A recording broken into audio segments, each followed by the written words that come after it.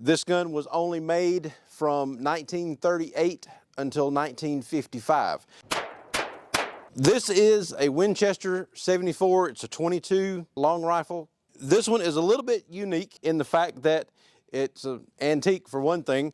This gun was only made from 1938 until 1955. This particular model has an A after the serial number, so that designates it that it was made in the 1950s at some point. I'd have to check the serial number to give you an exact date on that, but it was made in the early 50s when this gun was actually manufactured.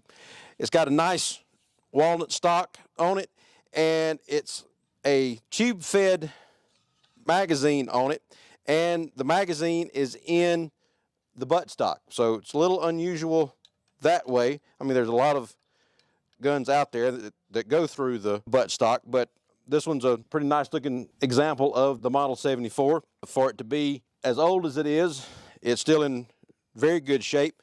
The stock doesn't have any dings or really bad marks on it. It's got a couple little small places on it, but nothing bad. The bluing and everything is still on the butt plate, looks real nice, and the barrel itself is in good shape as far as the finish and everything on it. So it's a really nice looking rifle. The safety up on top of it is also a little bit different than some of your other rifles. And with this particular rifle, with the way that particular safety is made, if you ever make the mistake of having it on safe and cocking the bolt, you're going to be in for a treat when you try to get the thing back apart. Because the way this little safety is made, when you push it over onto safe, it pushes a little detent down onto the top of the bolt, which is in here. And if you try to rack the bolt when the safety is on, it jams the whole mechanism up, and it makes it extremely difficult to get this thing apart. It's got just the semi-buckhorn sights on it with the post up front, and both of those are dovetailed into the barrel, so they can be taken off and replaced if you need to. But with this being an antique rifle, nobody makes parts for these things anymore. The only way that you can find parts for these old rifles like this is to find somebody that has an old rifle that has the stock's been busted or the barrel's messed up or something like that, and they part it out and sell off all the different parts for the gun. You can find several different vendors that have parts listed, but when you're checking the actual parts list for this thing, they'll show all the parts, but they may not actually have that particular part in stock until somebody breaks a gun and they wind up just selling the gun off for parts, and these distributors then can find the parts to be able to repair these old guns. There's some parts you might be able to get a machine shop to make for you, but there's others that if you can't find it, your gun's gonna be out of commission for a little while until that part is available. That's the only problem that you have with the older guns like that, is sometimes the parts don't actually become available very often. But this one is in good shape, and if you take good care of it, then it'll last for a long time, as evidenced by the fact that this one's been around since the early 50s. So it's at least about 70 years old. But to cock it, you just pull the slide back here on the side, and then it cocks the bolt, and it's got two springs on the inside of it. One's built onto the firing pin, and then the other one is the guide rod in there. Then the bolt is a two-piece unit that when you take this thing apart to clean it, then you want to make sure that those two parts don't come apart. You've got these two circles here on the side, and this one has got the recess around it so that you can push it in. So you push the button in. Have to make sure that the gun is not cocked. So you push that in, it pushes the bolt out on the other side, and then you just push out on the charging handle, and it lets the bolt come out. Now, this thing is, like I said, is in 2 pieces. So as you pull it out, there's the rest of it is in there. That thing can come apart on you if you're not paying attention, and it can cause major problems trying to put it back together. When you're taking this thing apart, you just want to take the bolt out, clean it, just spray it, wipe it down. Unless you really know what you're doing, you don't want to take the bolt apart because it's a pain in the tail to get back together.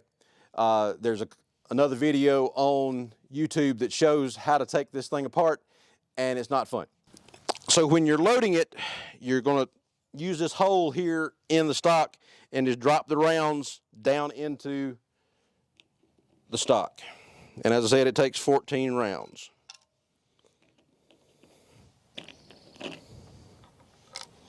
Okay, so when you get that 14th round in there, you can see back end of the case sticking up right there in the hole. When you cock this thing, there is a spring underneath the magazine tube right here at the opening for the ejection port and the going into the chamber. When you pull the slide back, it kind of pops the round up in there and almost halfway throws it in the chamber for you when you cock this thing. So it's a pretty neat rifle the way it loads itself. And it is a semi-auto rifle. So let's do a little shooting.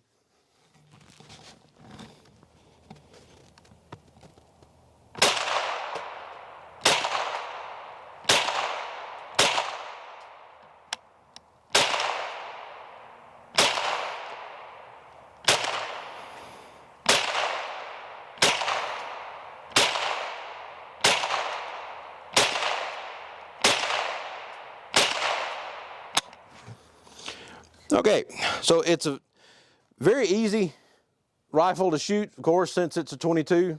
It's not going to have a whole lot of kick to it. And with the buckhorn sights, it's not going to be a long range thing, but a 22 is not a long range rifle anyway. It's a nice little plinking rifle. But for the type of sights that you've got on the gun, it shoots pretty well and hits target where you want it to. One thing I noticed with this one, if you don't let the trigger all the way back out, it doesn't reset the trigger so that you can fire the next time. So if you're shooting, make sure that you let your finger all the way off the trigger, or at least let the trigger all the way out before you try to take the next shot. Okay, let's load her up again.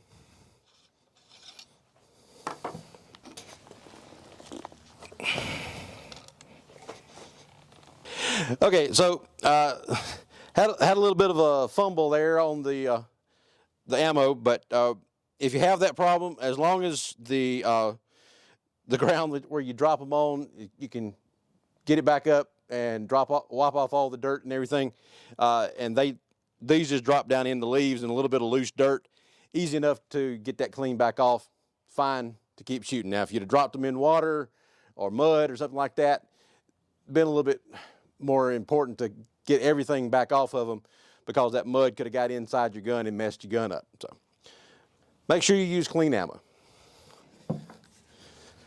Okay, here we go again.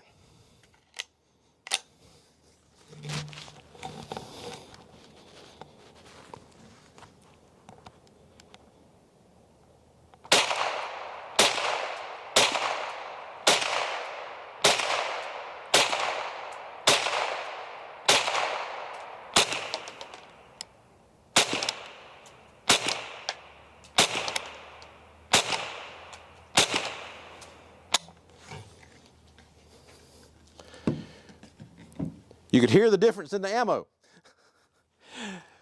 I had some Lapua in there, and then the other one was, I think it was, I forget which brand it was, but there was a distinct difference in the sound of the ammo there when we were shooting. Why? Probably a different powder, so it burned a little bit different, so it had a different burn rate, so it just sounded a little bit different when it was coming out. But The gun didn't jam or anything with it. Everything fed just like it was supposed to. The little gun feeds really well.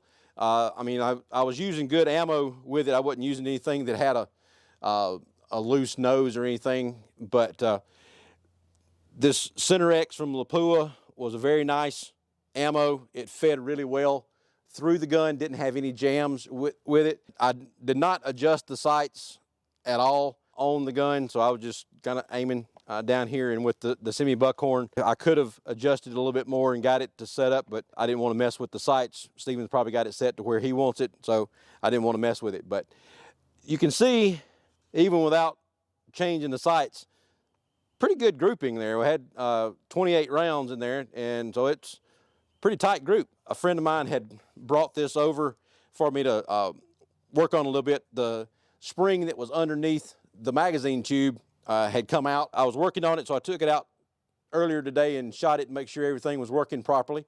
And he was kind enough to let me do a review on the gun, so I want to thank Steven for letting me borrow the gun to do the review. And if you can find yourself a Winchester 74, it's a nice little rifle to have, and it shoots really well. Now, pricing on these things right now, as with most other guns, is kind of crazy, but there are some available. If you go on like Gunbroker or some of the other used gun sites, you can find them, but on some of them, you're going to be paying a premium for what they're wanting to try to sell. So check out doublelegalgunworks.com, like and subscribe down at the bottom, and we'll talk to you later. Thanks. Bye.